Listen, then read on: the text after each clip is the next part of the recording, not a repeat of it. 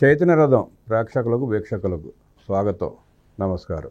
భారతీయ cements owner Bharathi Reddy 2024 ఎన్నికలకు ముందు హడావుడిగా వారం రోజుల ముందు ఆనాటి ముఖ్యమంత్రి జగన్మోహన్ రెడ్డి తన భార్య పేరిట ఉన్న భారతీయ సిమెంట్స్కి 744 ఎకరాల సున్నప్రాయ గనిని హడావుడిగా జీవో రిలీజ్ చేసి దారదత్తం చేశాడు. అది అక్రమం అని తెలిసినా కూడా నాకేంట్లే, నన్ను ఎవరేం చేస్తారులే, నన్ను ఎవడు అడుగుతాడులే, నన్ను ఏ వ్యవస్థ ప్రశ్నిస్తుందిలే అన్న అహంకారంతో బలుపుతో ఇచ్చిన జీవో అది. దాని మీద నేడు కేంద్ర ప్రభుత్వ సంస్థ mines and minerals development corporation నోటీసులు పంపించింది భారతిరెడ్డి గారికి. ఆ నోటీసు తీవ్రమై కేసు అయ్యి భారతిరెడ్డి మెడకు చుట్టుకునే అవకాశం ఇప్పుడు కనపడతా ఉంది. దాని మీద లోతైన విశ్లేషణ చేయడానికి మనతో పాటు రాజకీయ, ఆర్థిక, సామాజిక విశ్లేషకులు కొత్త రవీంద్రబాబు గారు ఉన్నారు. వారిని అడిగి మరిన్ని లోతైన విశేషాలు తెలుసుకునే ప్రయత్నం చేద్దాం. నమస్తే సార్. నమస్తే. భారతీయ సిమెంట్స్ జగన్మోహన్ రెడ్డి అక్రమ జీవో 744 ఎకరాల సున్నపురాయి గనులు, దాని మీద కేంద్ర ప్రభుత్వ సంస్థ ప్రతిస్పందన, ఇది ముందు ఎలా మెలికలు తిరిగే అవకాశం ఉంది? భారతిరెడ్డితో పాటు జగన్ రెడ్డికి కూడా చుట్టుకునే అవకాశం ఉందా? ఎట్లా విశ్లేషిస్తారు? ఆంధ్రప్రదేశ్ రాష్ట్రంలో గతంలో పరిపాలించిన వైఎస్ఆర్ కాంగ్రెస్ పార్టీ వాళ్ళు ల్యాండు, శాండు, మైను, వైను ఎక్కడ ఎవరికి వీలైనంత, ఎవరికి సాధ్యమైనంత, ఎవరికి తోచినంత వాళ్ళు దోచుకున్న సందర్భం ఇప్పుడు 1 by 1 జైలు బాట పడతా ఉంటే, సక్రమంగా అరెస్ట్ చేస్తా ఉంటే వెలుగులోకి వస్తా ఉంది. రోజుకు ఒకరి కథ వెలుగులోకి వస్తా ఉంది. ఇప్పుడు భారతీయ సిమెంట్స్ మెడకి ఇంకొకటి చుట్టుకోబోతుంది.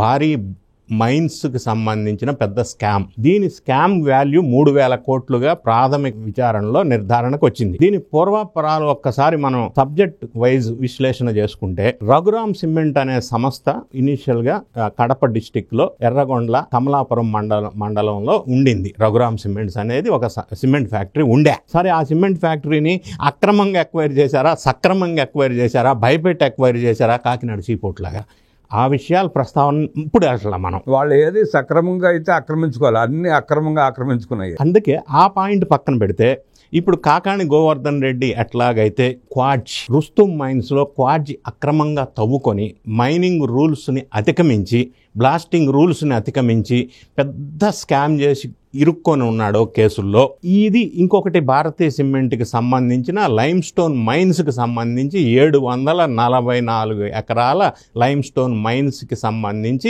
లీజ్ అనధికారకంగా జీవోలు ఇచ్చి 2015 నుంచి 2024 వరకు అక్రమంగా అందులో మైనింగ్ చేశారు. ఇప్పుడు వెలుగులోకి వచ్చింది. సో రఘురామ్ సిమెంట్ అనే సంస్థ అప్పట్లో వైఎస్ రాజశేఖర రెడ్డి గారు అధికారంలో ఉన్నప్పుడు 2038 acres తో ఆ ప్లాంట్ స్థాపించారు వాళ్ళు. తర్వాత సబ్సిక్వెంట్గా ఆ రఘురామ్ సిమెంట్స్కి 744 acres లైమ్ స్టోన్ మైన్స్ ఉండే. దాన్ని వీళ్ళు 2006లో రఘురామ్ సిమెంట్స్కి కేటాయించారు ఆ అలాట్మెంట్ ల్యాండ్ కానీ, లైమ్ స్టోన్ మైన్స్ కానీ. 2008లో ఈ రఘురామ్ సిమెంట్స్ వాళ్ళు ఏం చేశారంటే, ఈ లైమ్ స్టోన్ మైన్స్ని మళ్ళీ, అంటే క్వాలిటీ ఆఫ్ లైమ్ స్టోన్ రావట్లేదు, ఖర్చు, ఎక్స్పెన్సెస్, ప్రొడక్షన్ కాస్ట్ ఎక్కువ ఉందని చెప్పి దాన్ని ఉపయోగంలో, అంటే వాడకంలో లేకుండా పక్కన పెట్టారు. దాన్ని అట్లా ఉన్న సందర్భంలో 2009లో Raghuram cement was acquired by Bharathi cement. వీళ్ళు దాన్ని ఎక్వైర్ చేసుకున్నారు as per GO number 54. YS Rajasekhara Reddy garu ఉన్నప్పుడు జీవో నంబర్ 54 ద్వారా ఎక్వైర్ చేశారు. అంటే గవర్నమెంట్ ఎక్వైర్ చేసుకుంది?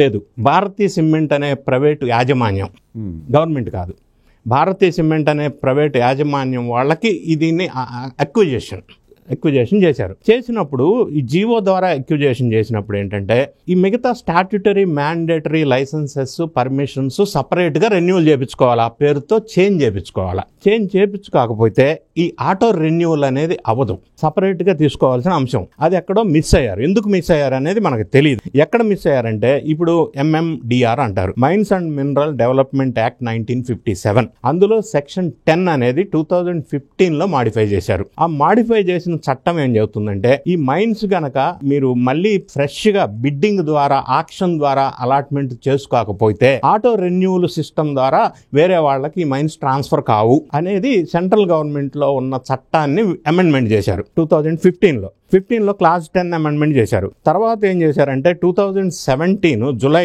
10న రఘురామ్ సిమెంట్ LOC కూడా క్యాన్సిల్ చేశారు. క్యాన్సిల్ చేసిన తర్వాత February 10th ఆంధ్రప్రదేశ్ రాష్ట్రంలో ఎలక్షన్ షెడ్యూల్ నోటిఫికేషన్ వచ్చింది. దానికి కరెక్ట్గా ఒక వారం రోజుల ముందు అంటే February 2వ తారీఖు వీళ్ళు ఏం చేశారంటే హడావుడిగా జీవో నంబర్ 4 and 5 రిలీజ్ చేశారు. అంటే ఎలక్షన్ షెడ్యూల్ కొద్ది రోజుల ముందే జీవో నంబర్ 4 and 5 రిలీజ్ చేయటం వల్ల ఈ మైన్స్ భారతీయ సిమెంట్ కి చెందుతాయి అని జీవో రిలీజ్ చేశారు. ఇక్కడ clause central government amended act ప్రకారం ఆటోమేటిక్ రెన్యువల్ కాదు, నువ్వు జీవోలు ఇచ్చినా కాదు, అది నీ పరిధిలో లేని అంశం.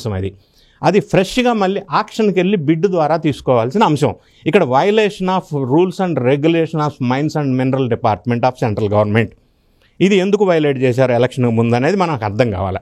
ఆ తర్వాత సబ్సిక్వెంట్గా 2016లో హైకోర్టు అడిగింది, ఈ మైన్స్ మీరు అక్రమంగా అంటే not by following the due procedure follow అవ్వకుండా ఆక్షన్ పార్టిసిపేట్ చేయకుండా ఆటో రెన్యూల్ కాదు కాబట్టి మీరు జీవో ద్వారా ఎందుకు ఈ అక్రమంగా మైన్స్ మీరు స్వాధీనం చేసుకున్నారని చెప్పేసి హైకోర్టు అడిగింది 2016లో. 2024లో అప్పుడు ఏం సమాధానం చెప్పారు సార్? ఇవ్వలేదు. దే హావ్ నాట్ రెస్పాండెడ్, దానికి రిప్లై ఇవ్వాల. 2015లో ఈ మ్యాటర్ మళ్ళీ central mines and mineral development corporation దగ్గరికి వెళ్ళింది, MMDR దగ్గరికి. వాళ్ళు 2024లో కేంద్ర గనుల శాఖ దీని మీద డీటెయిల్డ్ వివరణ ఎక్స్ప్లెనేషను సంజాయిషీయం అని చెప్పి వీళ్ళకి నోటీసులు ఇచ్చారు. అంటే 2024 అంటే ఎలక్షన్ సందర్భం ఆ మూమెంట్లో ఇచ్చారు. అదే వాళ్ళు కూడా 5 సంవత్సరాలు స్పందించారు, ఇచ్చారు. టైం పట్టింది, బాగా పట్టింది. సెంట్రల్ గవర్నమెంట్ నుంచి వ్యవహారం కదా, కొంత టైం పట్టింది. నోటీస్ పేపర్లు ఉండే వాళ్ళ దగ్గర కొంత ప్రొసీజరల్ డిలే. మొత్తం మీద స్పందించారు. వీళ్ళని ఎక్స్ప్లెనేషన్ ఇవ్వమన్నారు, సంజాయిషి ఇవ్వమని సెంట్రల్ గవర్నమెంట్ వాళ్ళు నోటీస్ ఇచ్చారు. దానికి స్పందించలా.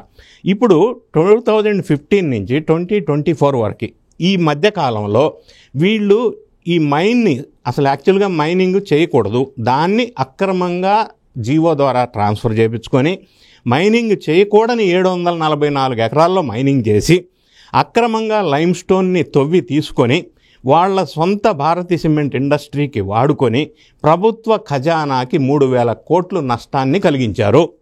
ప్రభుత్వానికి నష్టం అంటే ప్రజలకి నష్టం. ఈ ప్రజల ధనం దుర్వినియోగం ఒకటి, అధికార దుర్వినియోగం ఒకటి, అక్రమంగా జీవోలు రిలీజ్ చేయటం ఒకటి, స్టేట్ గవర్నమెంట్ని సెంట్రల్ గవర్నమెంట్ని చీటింగ్ చేయటం ఒకటి, మోసం చేయటం ఒకటి.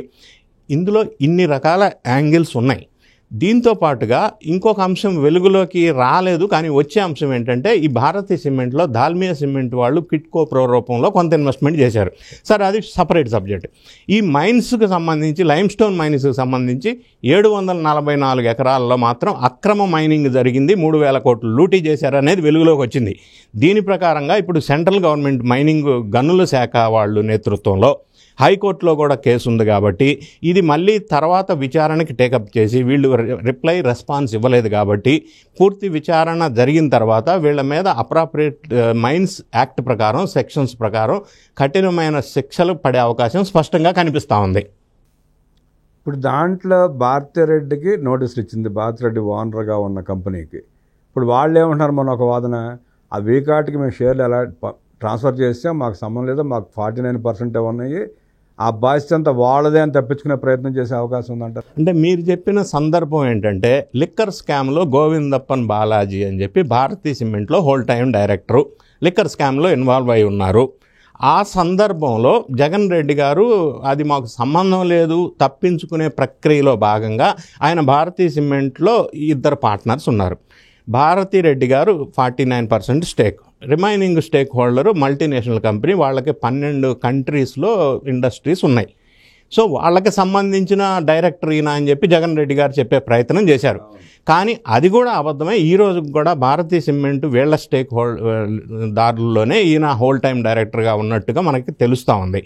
ఏదేమైనా భారతీయ సిమెంట్లో మాత్రం భారతీ రెడ్డి గారు యాజమాన్యంలో ఒక పార్టు. సో వీళ్ళు ఇప్పుడు టోటల్ మేనేజ్మెంట్ నడిపిస్తుంది ప్లాంట్ వీళ్ళు, మిగతా పర్సంటేజ్ స్టేక్ హోల్డర్ ఎవరైతే ఉన్నారో మల్టీనేషనల్ కంపెనీ వాళ్ళు ఇన్వెస్టర్స్ మాత్రమే. కాబట్టి ఈ వ్యవహారాలన్నీ కూడా భారతీ రెడ్డి గారికి, భారతీయ సిమెంట్ యాజమాన్యం అంటే భారతీ రెడ్డి గారు వస్తారు కాబట్టి ఆమె మెడకి ఈ 744 ఎకరాల అక్రమంగా సున్నపు రాయి గనులు మైనింగ్ వ్యవహారం తలకి చుట్టు కావటం వల్ల ఈ mines and minerals regulation act ప్రకారం వీళ్ళు కేసు పెట్టి కఠినమైన శిక్షలు విధించే అవకాశం ఉంది. ఎందుకంటే ఇది పెద్ద అమౌంట్ కూడితే వ్యవహారం ప్లస్ అధికార దుర్వినియోగం చేసిన వ్యవహారం, అక్రమంగా చేసిన వ్యవహారం కాబట్టి చుట్టుకునే అవకాశం స్పష్టంగా కనిపిస్తూ ఉంది. ఇప్పుడు 744 ఎకరాల్లో 3,000 కోట్ల రూపాయల దోపిడీ జరిగింది అంటున్నారు. దీన్ని ఈడీ ట్యాకప్ చేసే అవకాశం ఉంటుందంటారా? ఇది ఈడీకి సంబంధం లేదు, ఎందుకంటే ఇది విదేశాలకు వెళ్ళలేదు. ఎప్పుడైతే విదేశాలకి డబ్బులు తరలి వెళ్ళినాయో అప్పుడు enforcement director and it attracts prevention of money laundering act. ఇప్పుడు దాని పరిధిలోకి రాకుండా ఇది కేంద్ర గనుల శాఖ పరిధిలో మాత్రమే ఉంది. రెండోది హైకోర్టు వాళ్ళు కూడా వీళ్ళకి నోటీసులు ఇచ్చారు. సో ఈ సందర్భంగా ఇది ఇంటర్నల్ గానే దీని మీద దర్యాప్తు జరిగి అప్రాప్రియేట్ సెక్షన్స్ ప్రకారం కఠినమైన శిక్షలకి వీళ్ళు బాధ్యులు అని చెప్పగా తప్పదు. అయితే జగన్ రెడ్డి గారి మాటలో చెప్పాలంటే జైలుకి వెళ్ళటం, కోర్టులకు వెళ్ళటం వాళ్ళకి కొత్త కాదు. ఏం చేస్తారు, అరెస్ట్ చేస్తే జైల్లో పెడతారు అంతే కదా అన్న ధోరణిలో వాళ్ళు మాట్లాడుతున్న సందర్భంలో ఇది వాళ్ళకి పెద్ద ఇష్యూ కాకపోవచ్చు. ఆంధ్ర రాష్ట్ర ప్రజలకి 3,000 కోట్ల లూటీ జరిగితే రాష్ట్రానికి నష్టంగా ఆ భారం ఆంధ్ర రాష్ట్ర ప్రజల మీద పడే విధంగా ప్రజలు ఫీల్ అవ్వాల్సిన అంశం తప్ప వాళ్ళు ఫీల్ అయ్యే అవకాశం ఉండకపోవచ్చు. సరే, ఇక్కడ నాతో పాటు ప్రజల్లో ఉన్న అనుమానం, చర్చ ఏంటంటే వీళ్ళు పదే వీకాటికి 51% షేర్లు అమ్మేశామంటున్నారు. 51% షేర్లు అంటే 1,000 కోట్ల రూపాయల ట్రాన్సాక్షన్. అది ఎక్కడైనా ఎన్నికల అఫిడవిట్లో కానీ, వాళ్ళ ఆస్తుల ప్రకటనలో కానీ, ఇన్కమ్ ట్యాక్స్కి సమర్పించిన దీంట్లో కానీ వాళ్ళు ఆ అమౌంట్ చూపించారా? అంటే ఇక్కడ 2 అంశాలు వీళ్ళు చూపించారంటే జగన్ రెడ్డి గారు ఎలక్షన్ అఫిడవిట్లో దీని ప్రస్తావన లేదు. పాయింట్ నెంబర్ 1, ఇది భారతిరెడ్డి గారికి సంబంధించిన అయినప్పటికీ కూడా ఆయన అఫిడవిట్లో రాలేదు. రెండో అంశం, ఇది క్విడ్కో ప్రో ద్వారా వీళ్ళు అక్కడ ఇన్వెస్ట్మెంట్ చేస్తే వీళ్ళకి మళ్ళీ విదేశాల్లో వేరే కంపెనీల్లో ఇన్వెస్ట్మెంట్ చేసుకునే అవకాశం, దీన్నే క్విడ్కో ప్రో అని మనం మొదటిసారిగా వీళ్ళ వైఎస్ఆర్ కాంగ్రెస్ పార్టీ ప్రభుత్వం రాజశేఖర రెడ్డి గారు ఉన్నప్పుడు ఈ పదం మనకు వెలుగులోకి వచ్చింది ఆంధ్ర రాష్ట్రంలో. సో ఆ ప్రకారంగా ఏమన్నా లాలూచి జరిగి ఉంటుందా అనేది ఒక యాంగిల్ ఉంది. రెండో యాంగిల్ దాల్మియా సిమెంట్ విషయంలో కూడా ఇప్పుడు చర్చ జరుగుతూ ఉంది. సో అవన్నీ మనకి వెలుగులోకి రావాల్సిన అంశాలు. ఎందుకంటే ఈ మనీ ఇన్కమ్ ట్యాక్స్ ప్రకారం అట్రాక్ట్ అయిందా లేదా, చూపించారా లేదా అనేది కూడా తేలవలసిన అంశం. లైమ్ స్టోన్ గని అక్రమ కేసులో భారతిరెడ్డి, జగన్మోహన్ రెడ్డి పక్కాగా ఎరుక్కుంటారంటూ వీకాటికి అమ్మిన షేర్ల డబ్బుల్ని ఏ విదేశాల్లో క్విడ్ ప్రోకో రూపంలో తరలించారో ఈడీ కానీ, సిబిఐ కానీ పరిశీలిస్తే కానీ బయటికి రాదంటూ విశ్లేషించిన రవీంద్రబాబు గారికి ధన్యవాదాలు తెలియజేస్తూ నమస్కారం.